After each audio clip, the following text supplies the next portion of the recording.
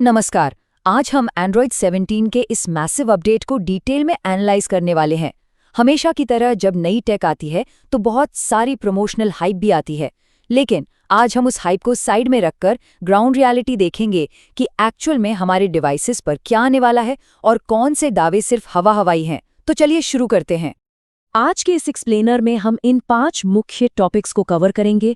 Gemini agent की reality, auto और maps, voice और वेलबींग, फोटोज और शेयरिंग, और फाइनली नया रोल आउट टाइमलाइन और नई यूआई। शुरुआत करते हैं पहले नंबर से। जेमिनाई एजेंट, आखिर इसकी सच्चाई क्या है? एप्पल की टक्कर में अब आर्टिफिशियल इंटेलिजेंस को जेमिनाई इंटेलिजेंस के रूप में रीब्रांड कर दिया गया है, लेकिन क्या यह सिर्फ एक नाम का बदलाव है? अब देखिए, जेमिनाई कोई अलग ऐप नहीं बची है, ये अब पूरे सिस्टम में इंटीग्रेटेड है। इसमें गूगल नैनो बनाना जैसे काफी चौंकाने वाली फीचर्स ऐड हुए हैं। मान लीजिए क्रोम पर वेडिंग आउटफिट सर्च किए जा रहे हैं तो सीधे फोटो ड्रॉप करके देखा जा सकता है कि वो कपड़े कैसे लगेंगे। और इस एआई को एक्टिवेट करना कितना आसान है, बस कर्सर को 2 बार शेक करना होता है और लीजिए एआई मदद के लिए हाजिर। सुनने में बहुत बढ़िया लगता है ना, लेकिन जब बात इनके हाईली एडवर्टाइज्ड एजेंट मोड की आती है, जो दावा करता है कि सिर्फ फोटो देखकर टिकट बुक हो जाएगी, तो सच्चाई थोड़ी अलग दिखती है। रियलिटी में जैसा प्रमोशनल वीडियो में दिखाया गया है, ठीक वैसे ही उसके लॉन्च होने के चांसेस मुश्किल से 50% ही लगते हैं। क्योंकि अगर उनके प्रमोशनल डेमो को देखा जाए तो सब कुछ एकदम मक्खन की तरह लगता है। स्टेप 1, दीवार पर लगा शो का पोस्टर देखा। स्टेप 2, एजेंट को बुक करने बोला। और स्टेप 3, 6 सेकंड से भी कम समय में टिकट्स कंफर्म्ड। देखने में ये बिल्कुल किसी जादू जैसा लगता है। लेकिन थोड़ा लॉजिकली सोचिए, इस डेमो में कुछ बहुत बेसिक लॉजिकल कदम पूरी तरह गायब हैं, जैसे कि टिकट किस स्टेट की है, लोकेशन क्या कंफर्म हुई, और सबसे ज़रूरी बात, पेमेंट किस सोर्स से कटा, इसका कोई जिक्र नहीं था। असली दुनिया में इन स्टेप्स के बिना ऐसी इंस्टेंट बुकिंग टेक्निकली असंभव है। खैर, अब इन बड़े एआई दावों से आगे बढ़ते हैं सेक्शन 2 पर, एंड्रॉयड ऑटो और गूगल मैप्स। यहाँ उन फीचर्स की बात होगी जो रोजाना ड्राइविंग में इस्तेमाल होते हैं। मैप्स में एक नया 3D लेन असिस्टेंस फीचर लाया गया है, जो सटीक जानकारी देगा कि किस लेन में गाड़ी रखनी है। पर एक प्रैक्टिकल सवाल यह है कि वेस्टर्न देशों के मुकाबले कॉम्प्लेक्स इंडियन रोड्स पर इसकी एक्यूरेसी कितनी होगी। दूसरी तरफ एंड्रॉयड ऑटो में अब यूट्यूब का इंटीग्रेशन आ गया है, लेकिन सेफ्टी को ध्यान में रखते हुए video playback strictly parking mode तक लिमिटेड है। ड्राइविंग शुरू करते ही ये ऑटोमेटिक ऑडियो ओनली बन जाएगा। लेकिन यहाँ एक दिलचस्प टेक्निकल पॉइंट सामने आता है।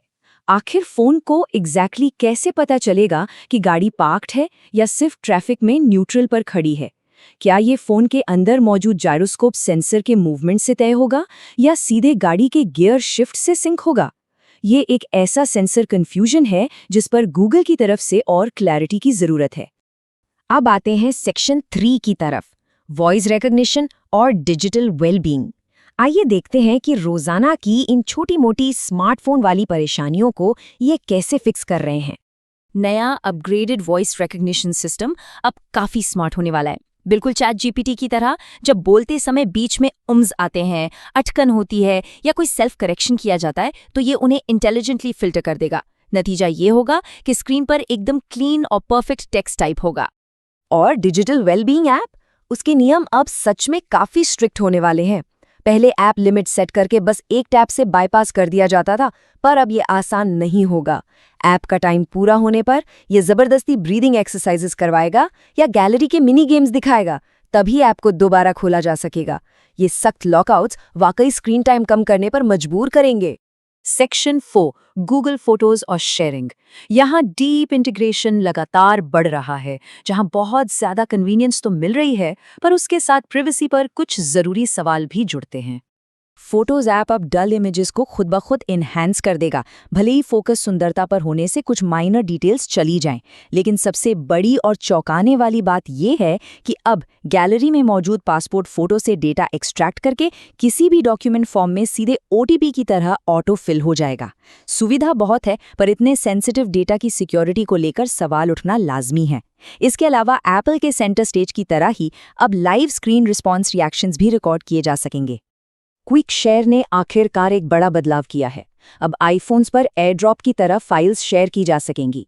परंतु इस टेबल पर ध्यान दीजिए, ये सुविधा अभी केवल चुने हुए प्रीमियम फ्लैगशिप्स तक ही सीमित लग रही है, जैसे Vivo X300 Ultra, Oppo Find X9, नए पिक्सल्स और सैमसंग के टॉप मॉडल्स। बाकी ज्यादातर आम एंड्रॉयड डिवाइसेस को फिलहाल इस सुविधा से बाहर रखा गया है। अंत में सेक्शन 5 रोल आउट और डिजाइन चेंजेस। कैसा दिखेगा नया विजुअल इंटरफेस और ये हम तक कब तक पहुंचेगा? विजुअल डिजाइन में ये बदलाव सच में काफी प्रीमियम फील देता है। पुराने यूआई में बेसिक ट्रांसपेरेंसी हुआ करती थी, पर अब नई ट्रांसलूसेंट थीम्स आई हैं। इसके साथ ही नोटिफिकेशंस के लिए एक डायनेमिक ब्रेकिंग एनिमेशन दी गई है।